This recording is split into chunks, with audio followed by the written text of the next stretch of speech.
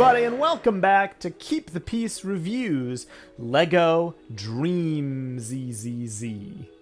I'm Meso, and today we're going to be taking a look at set number 71457, Pegasus Flying Horse. This set will be released on August 1st, 2023, has 482 pieces, and will be retailing for $49.99 USD. Big shout out, as always, to the LEGO Ambassador Network for providing us this set for review. We're really grateful for all that we're able to do from partnering with them and for getting to take a look at these awesome sets and providing you guys with reviews on them. Because I have lots to say about Dreams. I'm really liking it so far, though this set has some oddities to it. Is it good? Is it bad?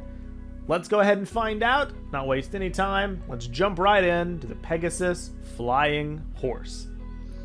Continuing along my reviews of the Dreams sets, we have yet another villain set in the Pegasus Flying Horse.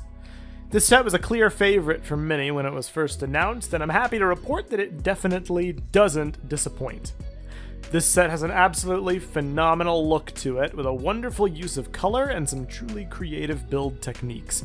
But it also manages to be a pretty impressive play set as well, with a variety of different configurations and play opportunities.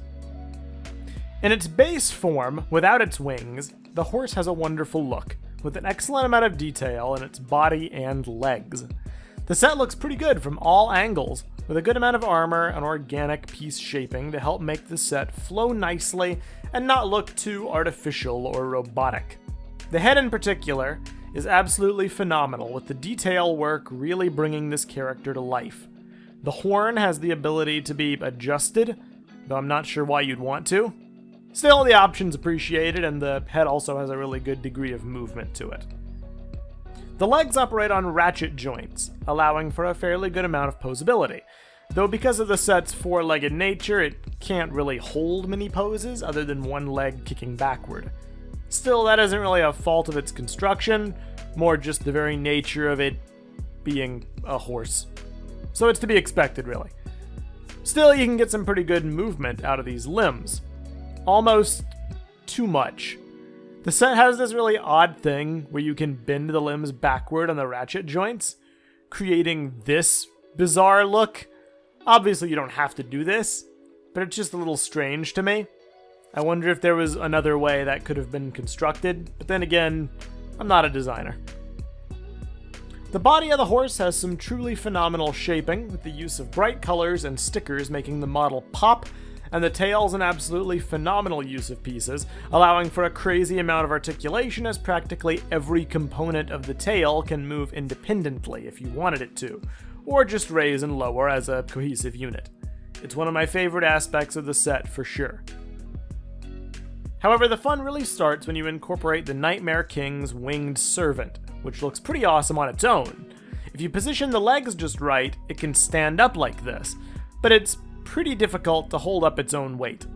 Still, it looks menacing, and it can swoop around to attack before attaching itself to the back of the horse, creating the Pegasus that is featured as the primary model on the box.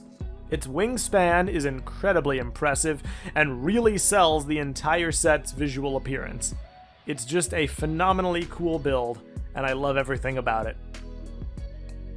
The fun doesn't stop there, though, because you also have this little flying cage monster, which has captured Nova in order to drain her imagination for the Nightmare King. The build is pretty straightforward, but works super well as yet another play feature, and it adds some added stakes for Zoe, as now she's trying to save somebody in addition to fighting her enemy. As with all the other Dreams sets, the Pegasus Flying Horse features a robust and detailed instruction booklet, adorned with bright colors, cool patterns, and full-page comic spreads that tell a story while you build.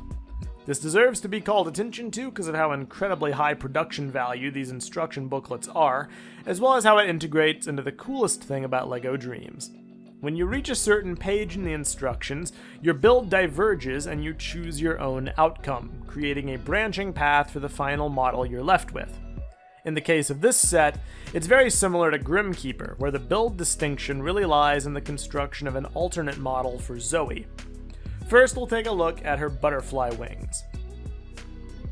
A pretty simple construction, but one that works really well. Zoe outfits herself with a pair of wings that she uses to fly around and fight the Nightmare King and his Pegasus. It really works with her overall appearance and color scheme, and it's a fun build that allows her to directly enter the fight herself. The second build, and my personal favorite, is that of a bird that she rides around into battle. I really love the look of this model, and I think it's surprisingly high quality for its tiny size, with a lot of fantastic detailing in the wingspan and a phenomenal head sculpt. It'll definitely be my favorite, and it's the one I'll be leaving the set built in. In terms of minifigures, this set has an impressive assortment. The star of the show undoubtedly is the Nightmare King, who remains my favorite minifigure from this wave.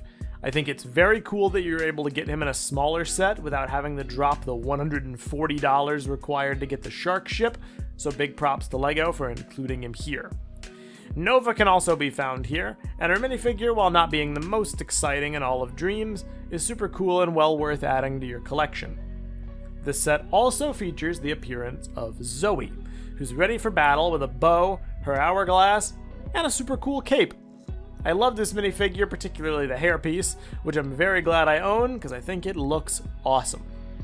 Lastly, you have Susan, the Nightmare King's little helper, who just looks hilarious, but also really cool with the super creepy headpiece.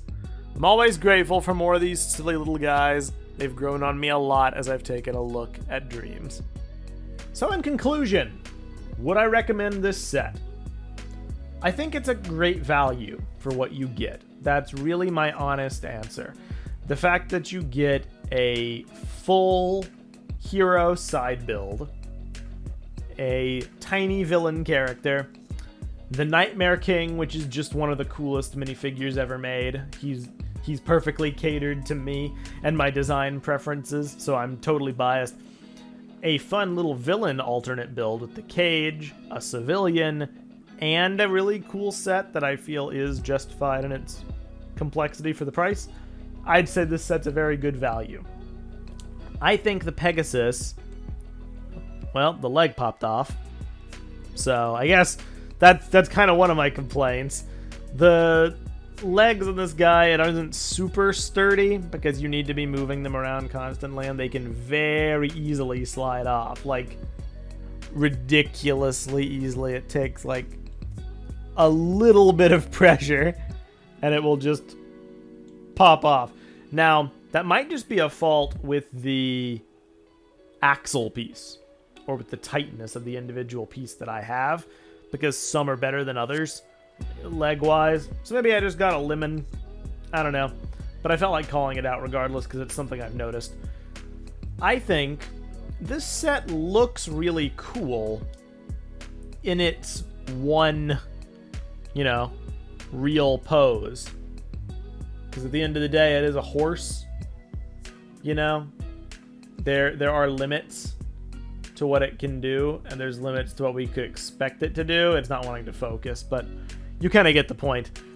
It looks really neat, but it can't really do much else because it can't support its weight. It can kick its legs back. You can act stuff out that way, I suppose, but it can't really hold a different pose. It's mainly just a matter of if you want it super standing up or if you want it like splayed out, like so. The one weird thing and the biggest oddity, like I mentioned, is like just how it's built. The fact that it can do things like this, it just kind of, I don't know, it weirds me out a bit. I keep thinking it's like a noodle horse. And is it really a complaint? Because I don't have to have it displayed that way. No, I guess it's not really a complaint. It just kind of adds to this odd flavor. Like, was there really no other way that could have been built?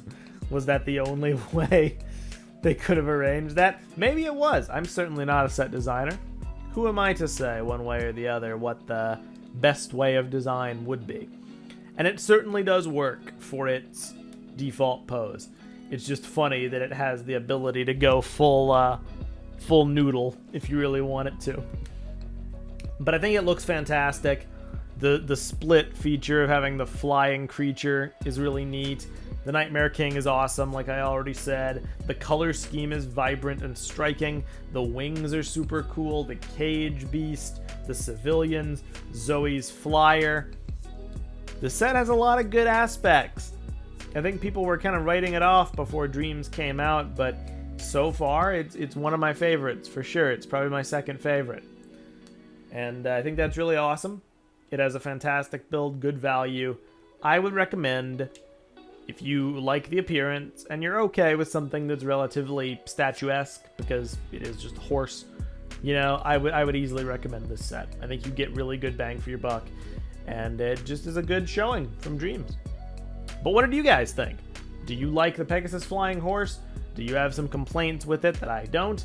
Please feel free to leave your comments in the comments section below, and be sure to like the video if you enjoyed, and subscribe to keep the peace. Ding that notification bell to be notified when we post more LEGO videos coming very, very soon.